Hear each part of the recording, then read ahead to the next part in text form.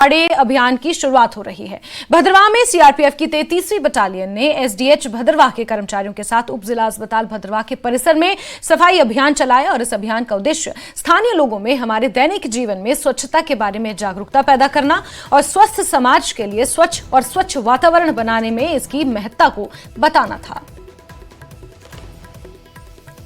विगत कई वर्षों से गांधी जयंती के करीब 15 दिन पहले से स्वच्छता पखवाड़ा मनाया जा रहा है केंद्र सरकार के द्वारा, और उसमें यहाँ 33 बटालियन सीआरपी जो डिप्लॉयड है उसी अभियान को आगे बढ़ाते हुए भद्रवाह शहर में अनेक जगहों पे एक स्वच्छता का कार्यक्रम रखा गया।